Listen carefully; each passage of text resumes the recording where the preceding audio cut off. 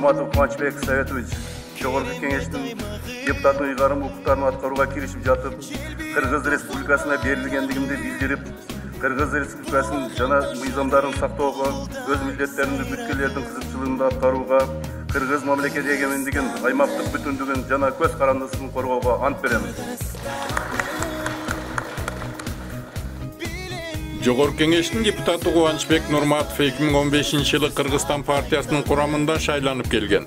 Республика боюнча ошондон тышкары международный мамилелерди кандай болуш керек, бүт ошол боюнча программа түзүп, мен ойлойм, бир тоон аткарганга биз жетиштик деп ойлойм. Жетишпеген жерибизде эле болду. Адатта эл депутаттары мыйзам чыгаруу ишинен тышкарыдагы шайлоочулардын өтүнүч талаптарын өкмөткө жеткирүү, айтылган проблемалардын чечилишине кам көрүү менен да алектенип келет. Жогорку Кеңештин депутаты Кубанычбек Нурматов да шайлоочулардын суроо талаптары менен тыгыз иштеген депутаттардын бири. Ар бир депутат ушу бир жылына бирден ушундай бир жакшы кызматты кылып койгон болсо, элибиздин экономикасын, маданиятын мындан да качып кетмек да.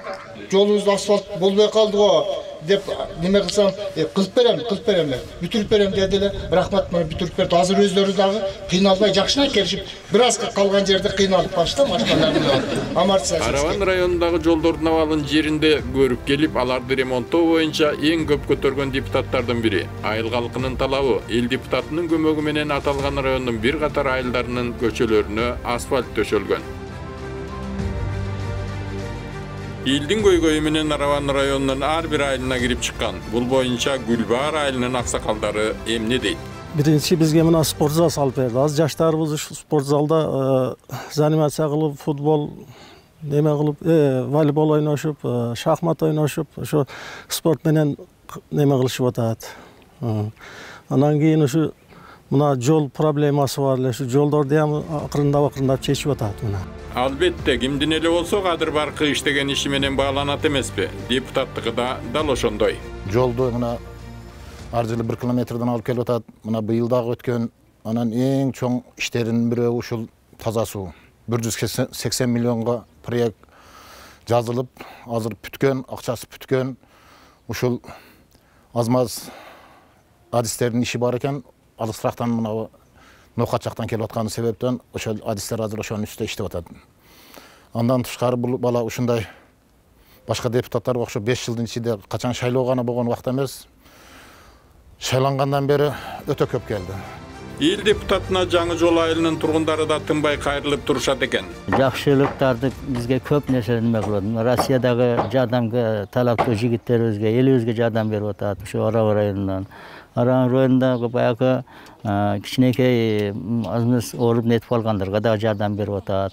Мына элибизге бул жигит Орозонун эки күндөрүндө эл аксакалдарга озочалык кылып берип атат. Жакшы, бул жигитчелик эч кимдей иш аткарган жок да. Рахмат бул жигитке, Алла өмүрүн берген болсун. Араван районунун аймагында там салуу үчүн жер участогуна муктаж болгон адамдар көп, жардамга муктаж адамдар да чыгат. Элдин айтканына караганда депутат Кубанычбек Нурматов тынбай кабар алып турат экен. Бул жигит о Марксте жашайт өзү. Биздин бул территорияда эмес.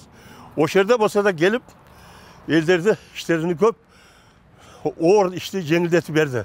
Мына бу жерде көп адамдар иштебейт, билесиз. Көп Россияга барып кызмат кылып жатат.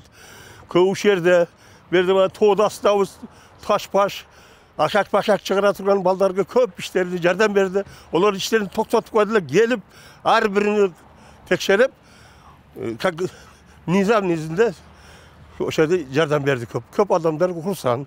Мына азыр билем мен, көп депутаттар бар. Жүрөт өзүнүн курсагын багып эле. Башка эчтеке жок, турсун эч керек. Аны өзүнүн корочкасын карагандар бар. Туурабы? Ондай эмес, бул жигит простой. Мисалы үчүн мен менен Маркс аралыгы кеминде 15 километр. Биз чакырсак, телефон менен чакырсак келет. Жаңарык айылындагы мурдагы балабакча эски мектептин бир бурчунда эптеп, кыпчылып күн көрүп келишкен. Эмеректери жок, балдар жерге жатышчу экен. Эл депутаты Кубанычбек Нурматовдун кийлигишүүсү менен 30 жыл кароосуз калган имарат толук капиталдык ремонттон өткөрүлүп, 90 орундук жаркыраган балабакча ишке берилген. 2013-жылдары эски мектепте жашап жүргөнбүз. Ошол акыбалыбызды көрүп туруп, Кубанычбек Советовичте дагы мен Бишкекке барганда ушундай бала ушундай болуп атат, бакчада кысылып калып атабыз, элде бала көп деп өзүм арызданып барып келгемин.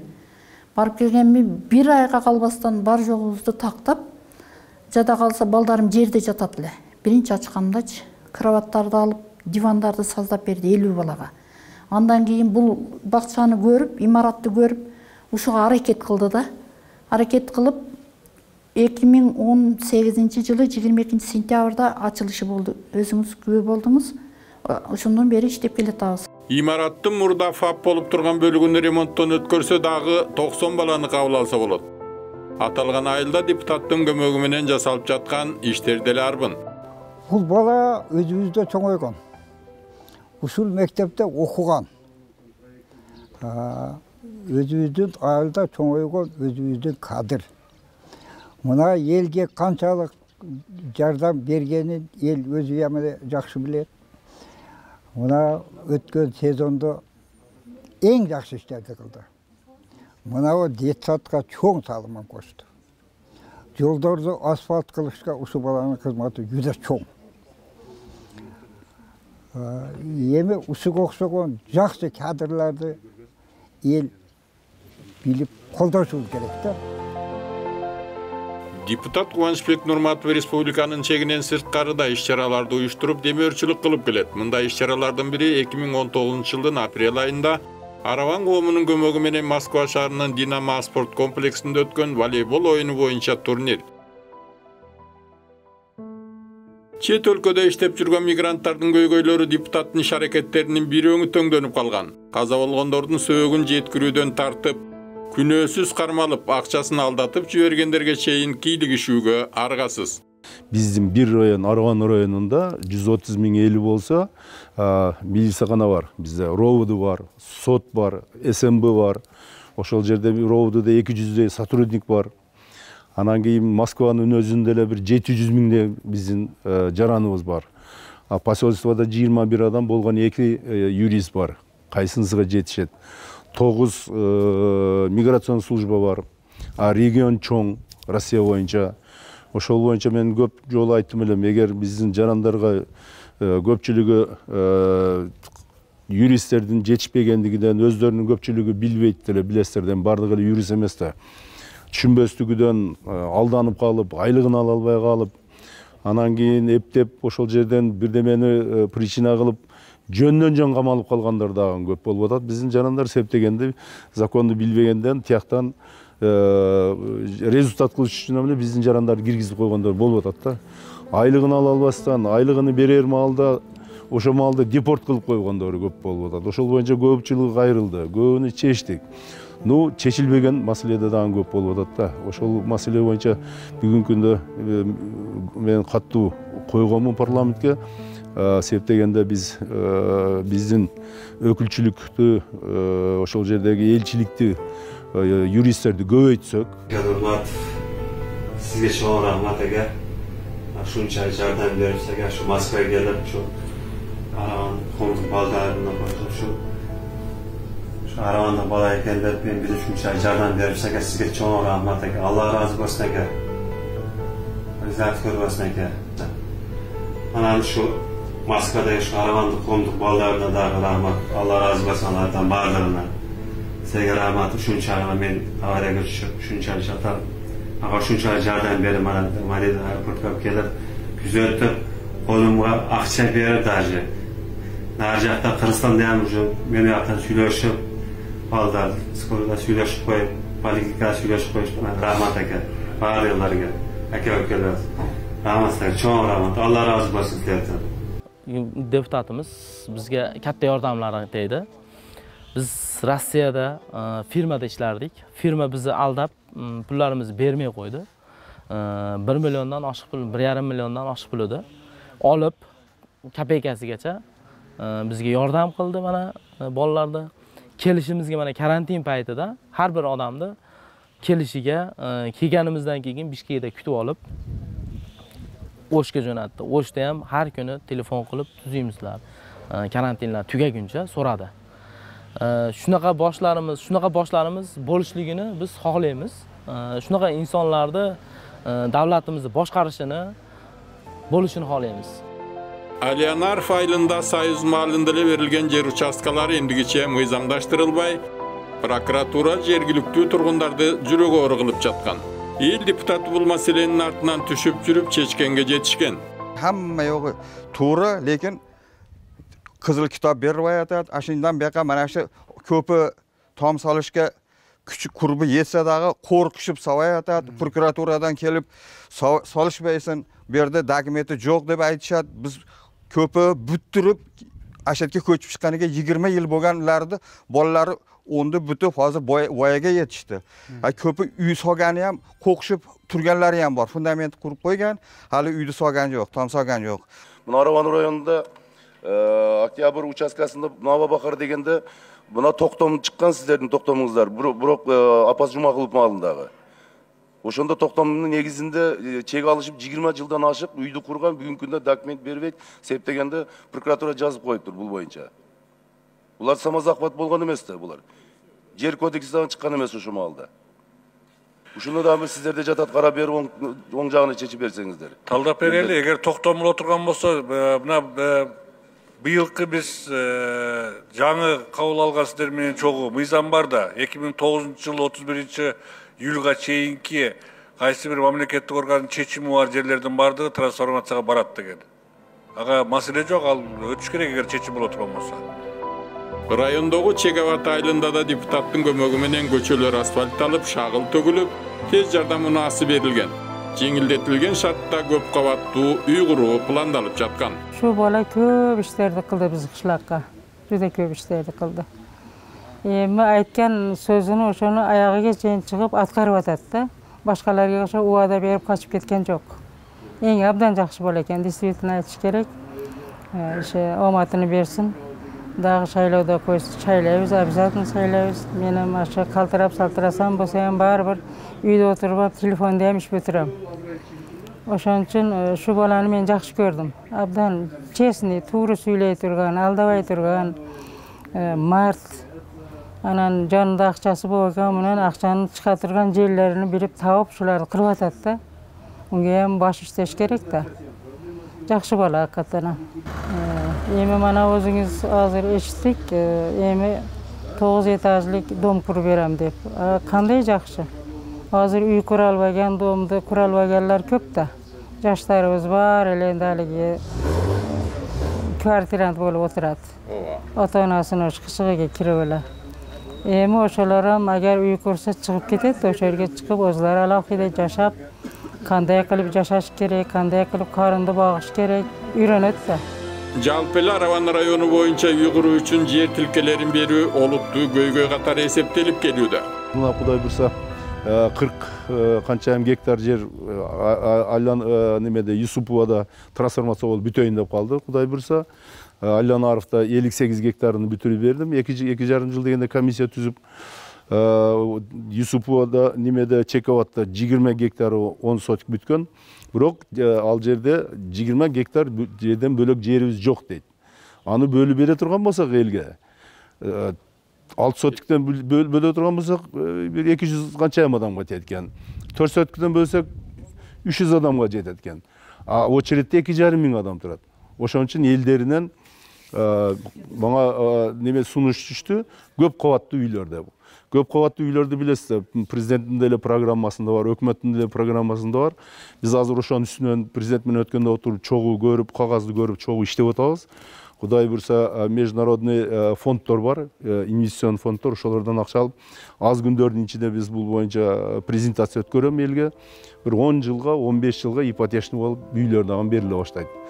Депутаттын аракети болбосо өкмөт өз алдынча келип социалдык объектилерди куруп берүүсү суроо жараткан учурлар бар. Бул айылда бир 20 жылдан бери проблема болуп турган немамыз бар эди, бакча. Şu Kuban Sovet yordam bilan şu bitcha arafasida turibdi hozir. Qachon bitadi? Endi şu bu yil bitirib yuboramiz degan gap bor. Mana bu virus nima bo'lib qolib, sal to'xtab bo'lib qoldi ishlarda. Rayondogу Жаңабат айылынын тургундары көп эле депутат шайлаганбыз, бирок кайрылып келгени чанда эле болот экен дешет. Биз чындыгында өзүбүз кайрылып 4 депутатка кайрылганда бизге бир гана Кубанычбек Советович жооп берип, ушу убактысын ажыратып келип, биз менен сүйлөшүп, байланышта болуп, өз көзү менен көрүп кетип мектепти. Анан бизге мен атымдан силерге белек кыламын деп сөз берген болчу. Мына бүгүнкү күндө биз ошо белектерди алып отурабыз. Будан биз өтө курсанбыз, чоң ыраазычылык билдиребиз Кубанычбек Советовичке. Иштерине ийгилик деп айтабыз. Кудай өзү колдосун. Жогорку кеңештин депутаты Кубанычбек Нурматов өзүнүн депутаттык мөөнөтүндө Араван районунун ар бир айылына кирип, элдин мүдө талаптарын угуп, аны чечип берүүгө далалат кылганын шайлоочулар белгилешүүдө. Köp deputatlar keldi. Köp deputatlar kelip şaylanıp ketdi. Lekin rezultativni, natijali şu bolgani, şu deputatımız Kubanычбек Sovetovich'tin atkargan işleri oldu. Saylavga çeyin 15-yılı bardık ayıldarga. Kanday zaprosu bolsa, kanday sorançı bolsa, kanday iltiması bolsa, aşını toluk atkardık da. Жогорку кеңештин депутаты Кубанычбек Нурматов чегара, жер, таза суу, оорукананын курулушу өңдүү элдин көйгөйүн жогорку трибунада талбай көтөрүп, аны чечип берүү боюнча өкмөткө катуу талаптарды коюп келгени элге маалым. Мына Араван районунун Керметоосу биринчилерден болуп өткөндө, мына 3-жыл кетип бартат. Өткөн бойдон жумуш барып токтоп калды да ушул боюнча. Бола турган болса, бола тургандай айтайлык. Же болсо аттап кимдин влияниясы болса, ким каяктан болсо ошолордуку бола турган болсо, онда элге айтып коюлуп, үмүт кылбай эле койгула деп. Ошол жерде билесиз, мен айткам, суунун жамандыгынан 120дан ашык бала ошол жерден жаш балдар инвалид болуп калды. Анан кийин сиздер баштаганга 3 жыл айткан сөзүңөр мына 6 айдын ичинде проект бүтөт, акча бөлүнгөн, бар жок бар дегенбиз. Бүгүнкү күндө вообще эсиңерден чыгарып койдуңар буну. Неге аткардыңар онда? Неге киргиздиңер долбоорго? Бола турган болсо жумушту кылгыла, болбосо токтотуп койгула онда. Элде малдаштын кереги жок онда. Депутат үзгүлтүксүз көңүл буруп келаткан дагы бир жактай келечек муундарга болгон камкордук. Араван районунун алдыңкы окуучуларынын ыгым-чыгымдарын өзү төлөп, борбор калтырып, Бишкекке экскурсия уюштуруп, жогорку окуу жайлары менен тааныштырып, жогорку кеңештин ишин көрсөтүп, алардын ой жорумун байытуу менен да алектенет.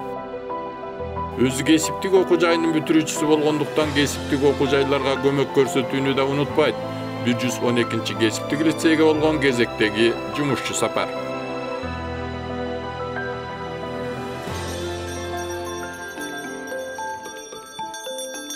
Эл депутаты өз иш-аракеттеринде Араван району менен эле чектелип калган жок. Республиканын аймагындагы айрым бир көйгөйлүү маселелер депутаттын көз жаздымында калбаптыр.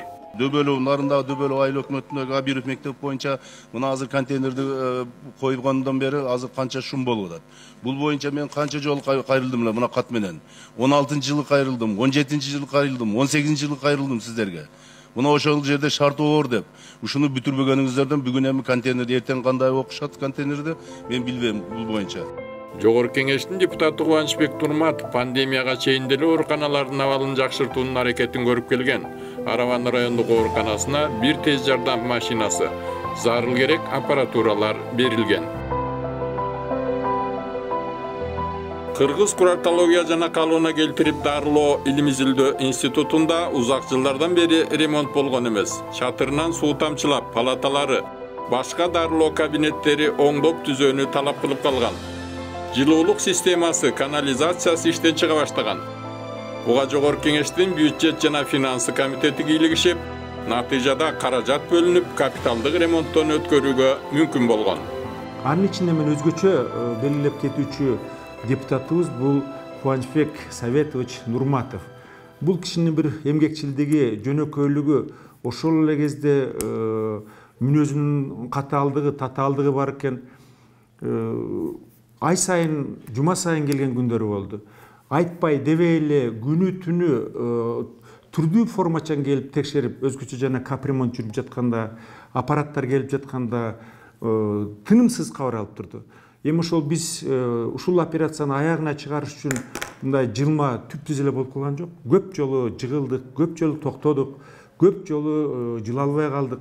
Ушул Кубанычбек Советович Нурматов биздин урматтуу депутатыбыз бизди дайыма тартты, түрттү, тургузду.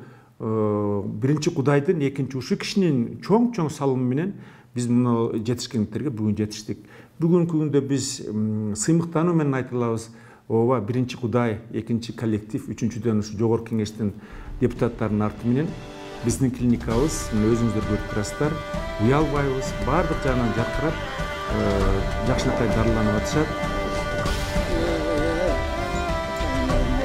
Раванга келген сайын райондун эң аксакал карыясы 100 жаштагы согуштун ардагери Кайым Исмайлов менен эмне иш кылып жатканын айтып учурашып турат. Кудай Таала мына ушу өзү калк үчүн жаш кызмат кылып жүргөн насип этсин. Өнүгөсүп адашпасын. Көпчүлүк үчүн кызмат кылсын. Өзү үчүн эмес.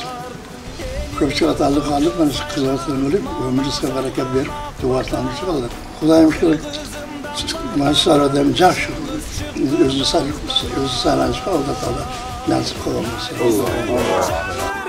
Adam gelse arağa, jakşı dilek, jakşı ümit, ağarın alğana. Biz жогоруда көрүп билген маалыматтар эл депутаты Кубанычбек Нурматов дайыма эл арасында болуп, элдин көйгөйүн көтөрүп, аны чечип берүүнүн аракети менен тыным албай чуркап жүргөнү үчүн чыныгы элдик депутатка айланып калды дешке негиз берет. Эмгек кылсам элиме, мейнет кылып жериме, элим берсе ак бата, эмгектен зеңер жигит, ашер жигит, дем кошулар демиңе. Эл жери үчүн жан берген чолпон байга, дүйшөн кулган ак батада, айланайын ак бата. Кыргызымдын батасы, чыңгызымдын